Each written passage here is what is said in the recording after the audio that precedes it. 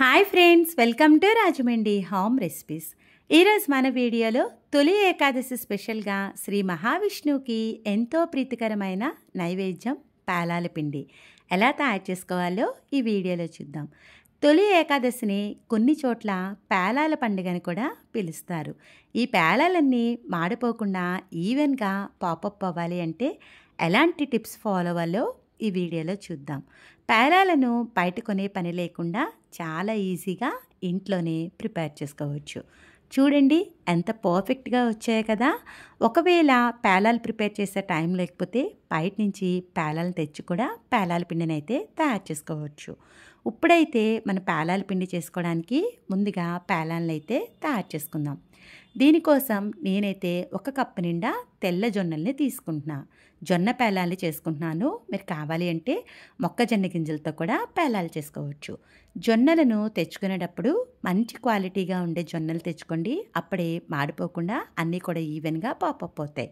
ఇలా తెచ్చుకున్న జొన్నల్ని ఇలాగా చెరగడం కానీ లేదంటే జల్లించడం కానీ చేస్తే పాడైన జొన్నలు ఏమైనా ఉంటే కనుక బయటికి వచ్చేస్తాయి. ముందైతే ఇలా క్లీన్ చేసుకోండి.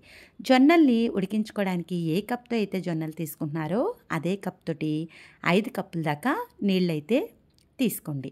జొన్నల్లో ఇలా కాస్త వాటర్ ఎక్కువగా ఉంటేనే తొందరగా ఉడుకుతాయి. స్టవ్ మీద పెట్టి వాటర్ని బాయిల్ అవ్వనివ్వండి. వాటర్ బాయిల్ అయిన తర్వాత ఫ్లేమ్ని మీడియం ఫ్లేమ్లో పెట్టుకుని పక్కన పెట్టుకున్న జొన్నలన్నీ కూడా వేసుకోవాలి. గరిటతో ఒక్కసారి అయితే కలిపేసేయండి. ఇలా కలిపిన తర్వాత చచ్చుబడిన జొన్న గింజలు అనేవి పైకి తేలిపోతాయి. ఇవైతే మనకి పాపప్ అవ్వండి. అందుకని స్ట్రైనర్ సహాయంతో ఈ జొన్న గింజలు చచ్చిపడిపోయిన అన్నీ కూడా తీసేసేయండి. ఫ్లేమ్ని మీడియం ఫ్లేమ్లో పెట్టి ఒక 10 నిమిషాల పాటు ఉడికిస్తే సరిపోతుంది. మరీ ఎక్కువసేపు కూడా ఉడకనవసరం లేదండి. ఇలా 10 నిమిషాల తర్వాత స్టవ్ ఆఫ్ చేసేసేయండి. ఉడికించుకున్న జొన్నలన్నీ కూడా ఇలా స్ట్రైనర్లోకి వేసేసుకోవాలి. స్ట్రైనర్లో వేసిన తర్వాత ఒక 5 నిమిషాలు పక్కకు పెట్టేసామంటే ఎక్సెస్ వాటర్ అంతా కిందకి వచ్చేస్తుంది. ఇప్పుడు ఒక కాటన్ క్లాత్ తీసుకొని మనం ఉడికించుకున్న జొన్నలన్నీ కూడా ఇలా పల్చగా స్ప్రెడ్ చేసేయండి. ఫ్యాన్ని హై స్పీడ్ మీద పెట్టి 3 to 4 అవర్స్ పాటు డ్రై చేసుకున్నారంటే చక్కగా డ్రై అయిపోతాయి. తొలి ఏకాదశి ముందు రోజే మీరు ఈ విధంగా జొన్నల్ని డ్రై చేసుకున్నారంటే పేలాలు చేసుకోవడం అనేది ఈజీ అవుతుంది. నేనైతే ఒక 4 అవర్స్ ఉంచేసానండి. ఎక్కడ కూడా తడి లేకుండా చక్కగా డ్రై అయిపోయినాయి. ఇప్పుడైతే జొన్నలతో పేలాలు చేసుకుందామా.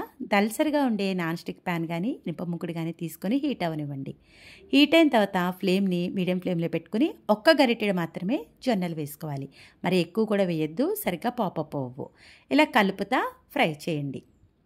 ఇలా కొంచెంసేపు ఫ్రై చేసేటప్పటికి ఈ జొన్నలు అనేవి పాపప్ అవడం స్టార్ట్ అవుతాయి. ఇలా పాపప్ అయిన తర్వాత మూత పెట్టేసి హై ఫ్లేమ్లో మనమైతే కుక్ చేసుకోవాలి. చూడండి, జొన్నలు ఈ విధంగా పాపప్ అవుతూ పేలాలు అవుతున్నాయి కదా. ఇప్పుడు మనం ఒక క్లాత్ తీసుకొని ఈ ప్యాన్ని షేక్ చేశారంటే అడుగునున్న అన్నీ కూడా పైకి వచ్చి అన్నీ కూడా ఈవెన్గా పాపప్ అవుతాయి. ఇది ఎక్కువసేపు హై ఫ్లేమ్లో ఉండడం వల్ల మూత నుంచి ఆవిరొచ్చే అవకాశం ఉంటుంది కాబట్టి మూతని మధ్య మధ్యలో ఇలా తీస్తూ ఉంటే కనుక అన్నీ కూడా చక్కగా మాడకుండా ఈవెన్గా పాపప్ అవుతాయి. మధ్య మధ్యలో మూత తీస్తూ ఉండండి. ప్యాన్ని కూడా షేక్ చేస్తూ ఉంటే సరిపోతుంది. చూడండి ఎంత పర్ఫెక్ట్గా జొన్నల నుంచి పేలాలు అయిపోయినాయో కదా. ఇప్పుడైతే స్టవ్ ఆఫ్ చేసేసి ఒక ప్లేట్లోకి ఈ పేలాలన్నీ కూడా తీసుకోవాలి.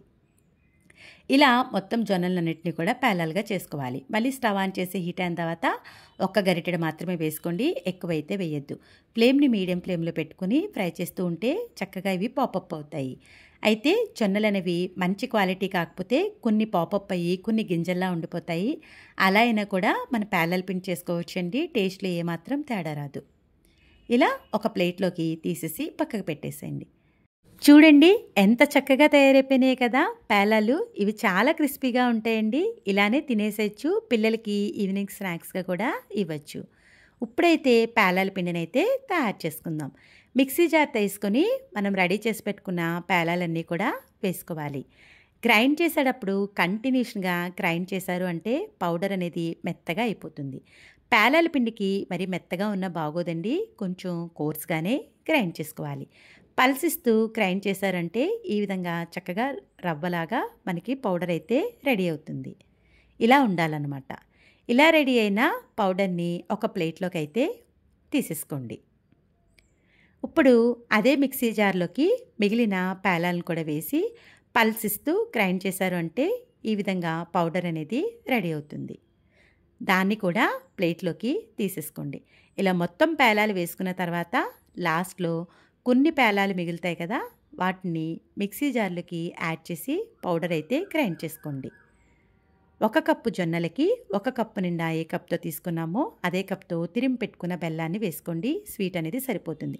దీంట్లో 3 లేదా 4 ఇలాచీ కూడా వేసేసుకొని పల్స్ ఇస్తూ గ్రైండ్ చేశారంటే బెల్లం అనేది ఆ పౌడర్‌లో చక్కగా కలిసిపోతుంది. చూడండి చక్కగా కలిసింది కదా!